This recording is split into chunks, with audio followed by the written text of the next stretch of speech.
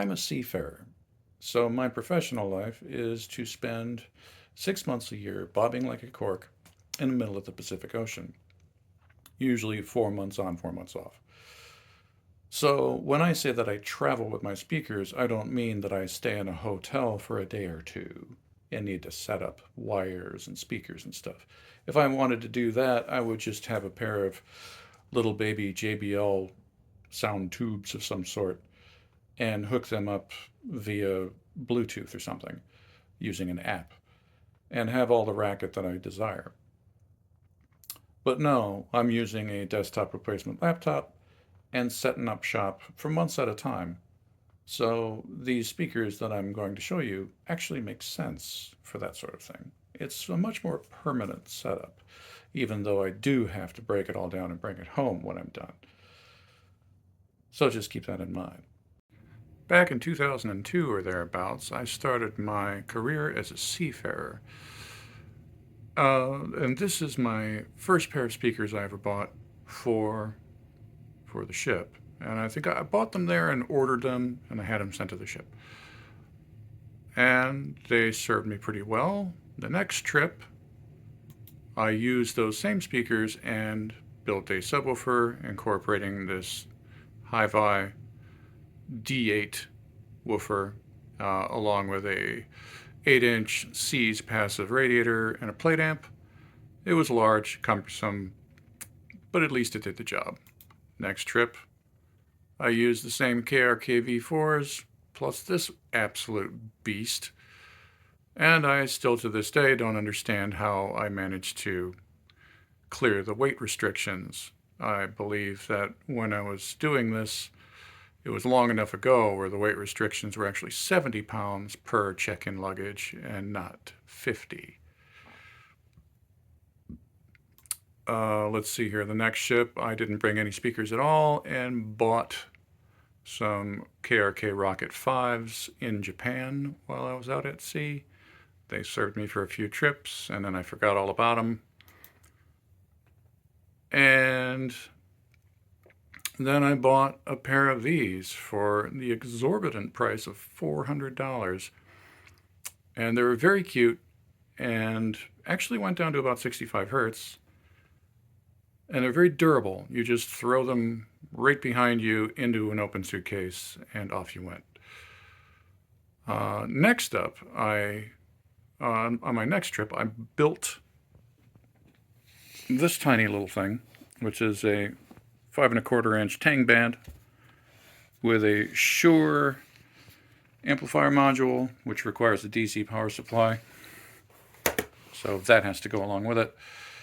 And it's got a mini DSP 2x4, not the HD, the original 2x4. So you actually plug the computer into the subwoofer and then plug your speakers into the output and program the DSP via the port there. And this is just a universal volume knob. It controls the gain for everything.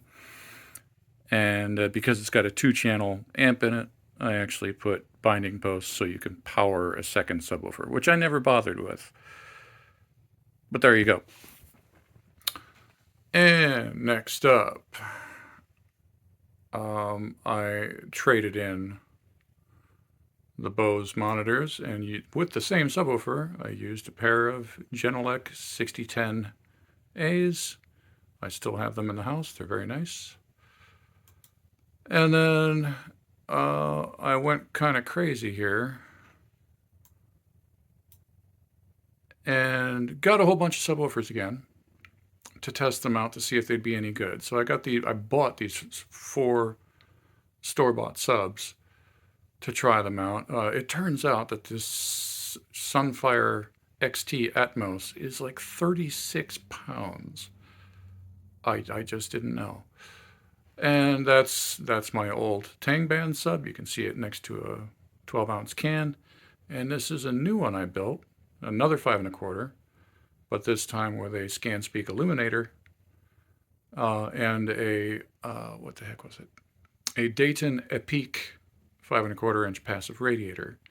And I'm using a ICE power module which runs on AC mains, so there is no extra power supply. Very nice. I never got to use it on a ship, though, because I went off and built other crazy stuff right away at the same time. Here you can see how I pack everything, and it's quite the complicated setup, but I can get it working.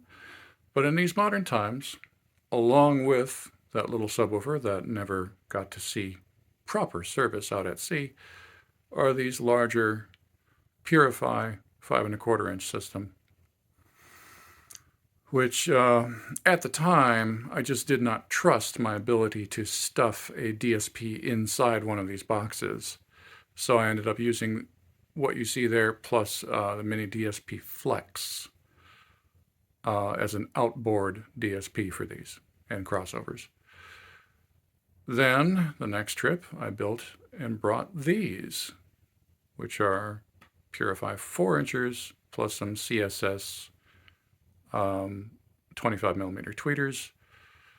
And what you kind of can't see in this photo is there is a passive radiator on each side of the enclosure.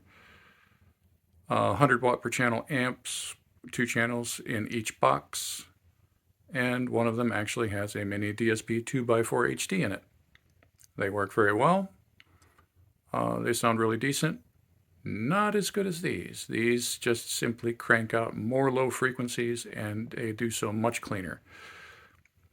Now, I have grown a pair and stuffed the Mini DSP 2x4 HD inside the cabinet of that speaker. And right now I'm testing them out. Seems to be working. And that is the evolution of my speakers out at sea. If you're going to lug speakers somewhere on an airline using check-in luggage, you're going to want them well protected. So a hardshell case is a must. This is my Pelican case. This is where I put all my speaker junk. And the case alone, I think, weighs somewhere close to 20 pounds. So everything you put in it, can only equal up to 30 pounds. So these travel speakers need to be light. And part of the way that they're light is by just simply being small. This little guy is not made of a whole lot. There's not a lot of wood there. And if it's very small, it also means that the case that it's in doesn't need to be huge. And as I've already demonstrated that the case itself is heavy, it would only get heavier if I needed a bigger one. So this is part of the deal. Even if the weight of the speaker didn't go down and I made it smaller, the overall weight of the system would be smaller because I could use a smaller case. So both size and weight do matter. Another thing when I show off all this crazy stuff that I've done and taken with me and even built, I usually get asked, hey, why don't you just go in for a nice set of headphones? Well, I work in the engine department, so I'm wearing earplugs and earmuffs at the same time, whilst being wedged between a pair of screaming diesel engines for 12 hours a day, 7 days a week. So in my limited, exhausted off time, the last thing I want to do is wear anything that even remotely resembles hearing protection. So speakers it has to be.